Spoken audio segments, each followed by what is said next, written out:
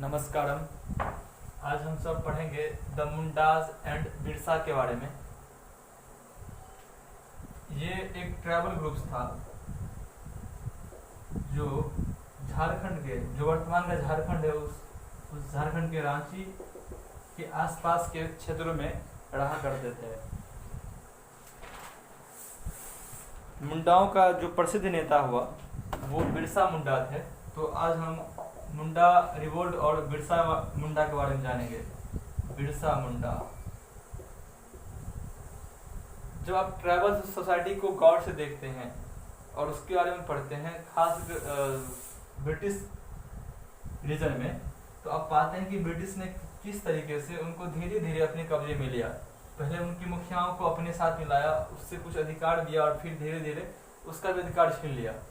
और इस तरीके से पूरा मुंडा या जो भी ट्राइबल्स थे, जिस भी एरिया में ब्रिटिश गए, उनको अपने जमीन से उनका जमीन छीन लिया ब्रिटिश ने, और उस ट्राइबल्स ग्रुप को एक मजदूर की तरह काम करना पड़ा।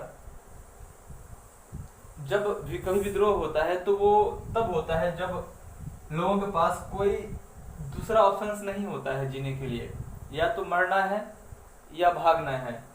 तो कुछ ऐसे ट्राइबल ग्रुप थे जो अपने जीवन को बचाने के लिए भाग गए थे, और कई ऐसे थे, कुछ ही ऐसे लोग थे जो भाग गए थे, लेकिन कई ऐसे लोग थे जिनको अपने मिट्टी से प्यार था, अपने जमीन से प्यार था, और वे अपने अधिकार को वापस चाहते थे। तो उनके पास दो रास्ता था, एक कि मर जाना या दूसरा कि विद्रोह करते हुए मर जाना। तो उन्होंने विद्रोह का रास्ता चुना, और रांची में भी मुंडाओं ने एक विद्रोह किया था। यह विद्रोह 1899 में स्टार्ट हुआ था। घटनाक्रम कैसे है सो जानेंगे।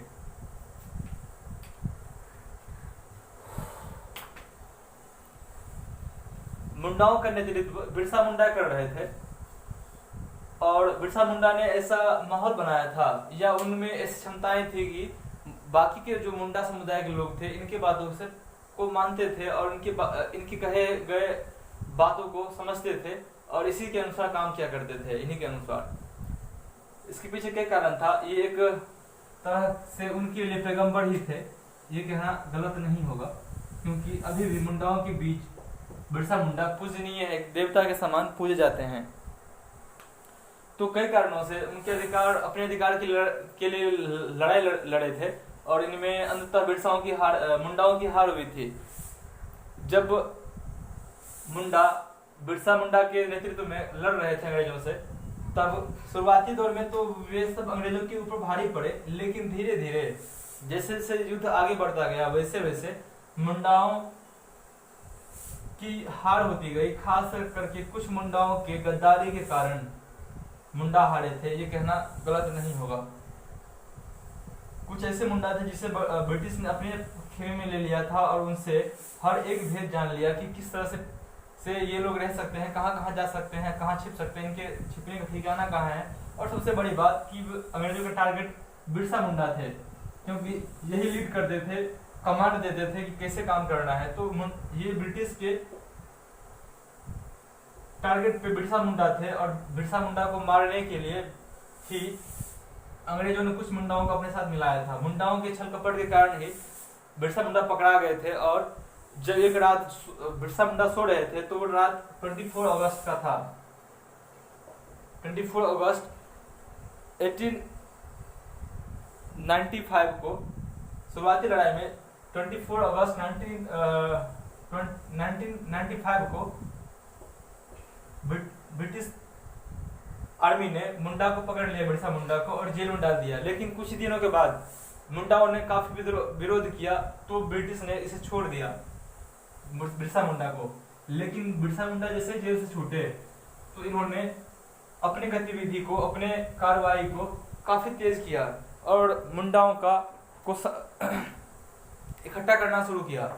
इन्होंने कहा कि मैं तुम्हें अपने पुराने समय को लौटा के दूंगा, यदि तुम मुझे साथ देते हो। तो हम सब साथ मिलकर लड़ेंगे। तो हमारे पास जो पहले की व्यवस्थाएं थी, हम जिस तरह से आजाद थे, जिस तरह से हमारा हर एक चीज पे हक था, वो हक हम पा सकते हैं। और इसी के कारण लोग इनके साथ आना शुरू किए।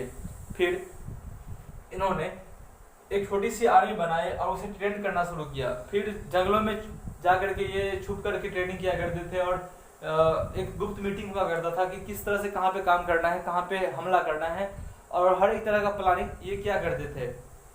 और एक प्लानिंग के तहत 1899 में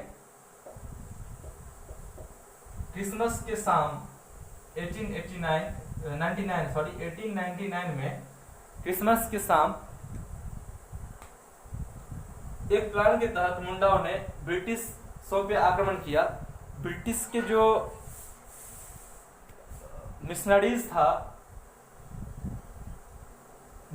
स्कूल था, जो उस समय जमींदार के जो घर था, कई सारे ऑफिस या पुलिस स्टेशन था, उन सब पे ये लोग काफी जोरदार हमला किया।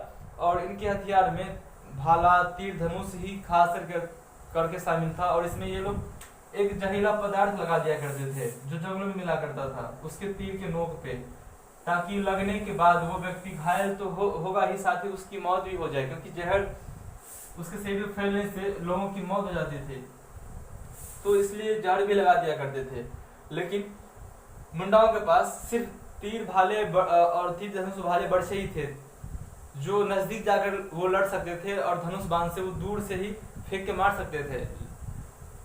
दूसरी तरफ अंग्रेजों के पास बंदूकें हुआ करती थी जो कुछ 100 मीटर दूर रह करके ही वो चला सकते थे और घायल कर सकते थे मुंडाओं को। हालांकि युद्ध चलता रहा और शुरुआती दौर में मुंडा अंग्रेजों पे भारी पड़ गए, और इसमें ये लोग गुरिल्ला युद्ध का काफी सहारा लिया करते थे। अब पैरों पे खड़े हुए हैं, पैरों पे चढ़े हुए हैं, और ब्रिटिश आर्मी जा रही है, पेड़ पे से आक्रमण करना शुरू कर दिए। अब ब्रिटिश को पता ही नहीं कि पेड़ पे कौन खड़ा है, कौन बैठा हुआ है। ये लोग आक्रमण करने के बाद घने जंगलों में चले जाया करते थे। घने जंगलों में अंग्रेजों के लिए काफी जाना काफी मुश्किल था, और अंग्रेज यदि चले भी गए अंग्रेज सिपाही तो पक्का है कि उन्हें लौटने में काफी परेशानी होती थी, या लौटते ही नहीं थे, उनका मर्डर हो जाया करता था मुंडाओं के द्वारा। फिर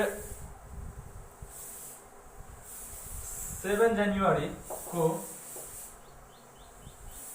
300 मुंडाओं ने एक अटैक ऑर्गेनाइज किया, और उसमें कई पुलिस स्टेशन को जला दिया गया और कई कांस्टेबल्स को मार दिया गया उस अटैक में, उस आक्रमण में। दूसरी तरफ ब्रिटिश काफी परेशान थे इस आक्रमण से कि इसे कैसे रोकें, दबाया कैसे जाए। तो उन लोगों ने बिरसा मुंडा को फिर टारगेट करना शुरू किया, और उसके जो डिप्टी कमिश्नर थे, जो रांची के डिप्टी कमिश्नर थे, उन्होंने एक हंटिंग एक शिकार को स्टार्ट किया, और उसमें चाहते थे कि वे बिरसा मुंडा को मार गिराए। काफी बड़े पैमाने पे लोगों को मारा जाने लगा। जो मुंडा थे अधिक संख्या में घने जंगलों में चले गए थे, लेकिन कुछ महिलाएं और कुछ बच्चे जो जा नहीं पाए उनको पकड़ लिया गया, और तकरीबन 200 लोगों को मार दिया गया। मुंडाओं की कमर लगभग टूट सी गई थी, फिर भी उनके नेता बिरसा मुंडा जिंदा थे। इस बात का उन्हें हौसला था कि हम फिर से बाउंस बैक कर सकते हैं। लेकिन कुछ मुंडाओं ने गद्दारी किया और बिरसा मुंडा पकड़े गए। बिरसा मुंडा जब सो रहे थे 3 फरवरी 1900 ईस्वी को, 3 फरवरी 1900 को सो रहे थे रात को, तब कुछ मुंडाओं की गद्दारी के कारण इनको पकड़ लिया गया और रांची के जेल में डाल दिया गया, जहां पे कोलेरा के कारण 2 जून 1900 को बिरसा मुंडा की मृत्यु हो गई। और इस मृत्यु के बाद उनके नेतृत्वकर्ता मुंडाओं को एक लीड करने वाला कोई नहीं बचा, और इस तरह से लीडर के अभाव में ये तितर बितर हो गए थे, और अंततः ब्रिटिश के आधिपत्य में जीने को ये मजबूर हो गए। ये मुंडाओं का इतिहास था। बिरसा मुंडा और मुंडा रिवोल्ट के बारे में था। थोड़ा बहुत जानकारी मैं देना चाहूंगा बिरसा मुंडा के बारे में थोड़ा और। जब बिरसा मुंडा 21 साल के थे तो उन्होंने एक नया फेथ स्टार्ट किया 1895 में ही। ये कुछ दिन क्रिश्चियन मिशनरीज में भी गए, वो ईसा मसीह को भी माने, उनका पूजा पाठ किए, लेकिन उनसे वहाँ पे उनको पीस नहीं मिला। तो उन्होंने एक नया फेथ स्टार्ट किया और इनके काफ़ी अनुयायी थे जो दूर दूर से इनको सुनने के लिए आया करते थे। सभा लगती थी और उस सभा में ये प्रवचन किया करते थे, जैसे आज के बड़े बड़े साधु संत या जो काजी मौलवी या दूसरे धर्मगुरु होते हैं, वैसे ही ये उस समय में किया करते थे। इनका झुकाव हिंदू रीति रिवाजों में भी था, क्योंकि कुछ कारणों से इनको लगता था कि ये पीसफुल है और इसलिए ये उसके तरफ भी रुख अपनाया करते थे। और मात्र 21 साल में ये 1895 में एक नया फेथ को स्टार्ट किए थे और उनके कई सारे फॉलोअर्स थे। इन्हें अपने समुदाय के लोग इनको एक पैगंबर या प्रोफेट के तरह मानते हैं। पैगंबर जो कह सकते हैं कि ईश्वर के जो संदेश वाहक हों, उसे पैगंबर या प्रोफेट कहते हैं।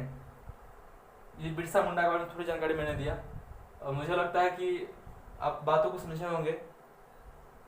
और इसके बाद एक और बाकी है खासी रिवोल्ट, उसकी मैं नेक्स्ट वीडियो में उसके बारे में बात करूंगा। मेरे साथ बने रहने के लिए बहुत बहुत धन्यवाद।